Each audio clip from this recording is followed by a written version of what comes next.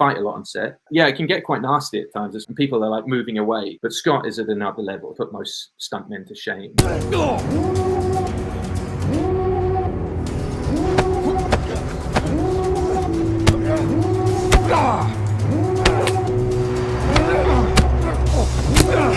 We'll come up with these ideas between us, and it'll be a conversation, and creating the scripts. It's all done between me and Jessie and Stu Small. We shoot these movies, and Jessie leans on me quite heavily with the action stuff, because I've been doing that since 1999 professionally, so I've got a lot of experience there. But Jessie's able to get a good performance out of me every film. It's funny because you seem to work with Scott a lot. Are you guys like tight? Like, where did you guys meet? Because you guys Scott immensely. When I was doing my first film that I was actually paid to direct, a film called Pit Fighter, Scott came, helped out for a day.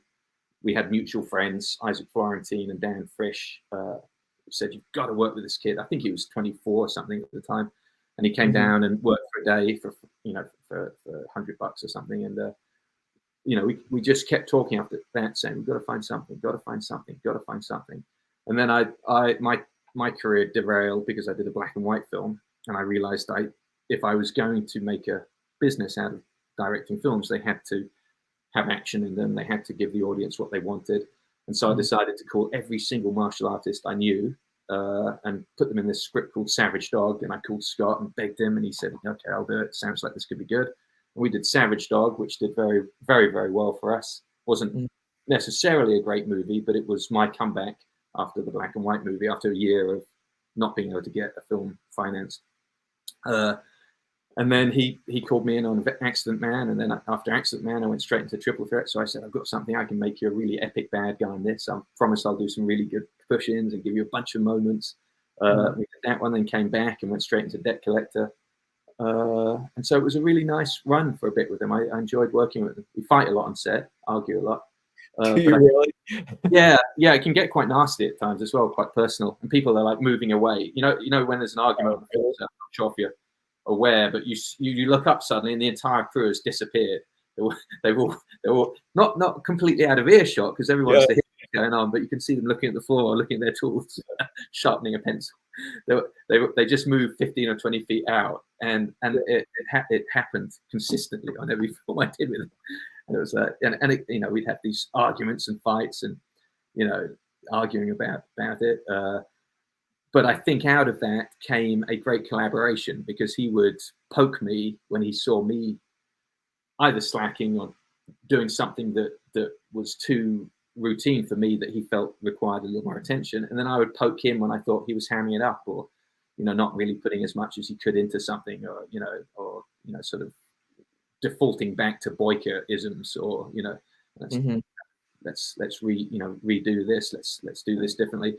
I'd also push him to do scenes, long dialogue scenes with other actors, which would cause him to panic a little bit. But out of that came a reality I felt like a real performance, until he started to love doing it. And he's very, very good at it. He's extraordinarily disciplined as an actor, which is really good. He's on set prepared, and physically there's almost no one.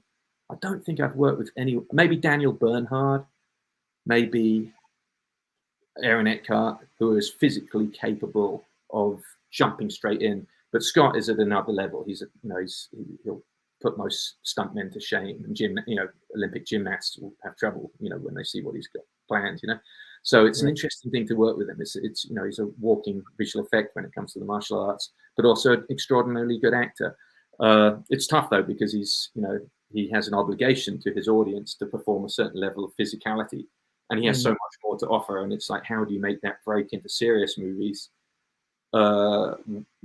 which don't necessarily rely on the martial arts, without distancing this wonderful audience that's so loyal to him, but breaking into an even bigger one, which are interested, like the Guardians of the Galaxy or something like that, where they see his humor and they see what he can do.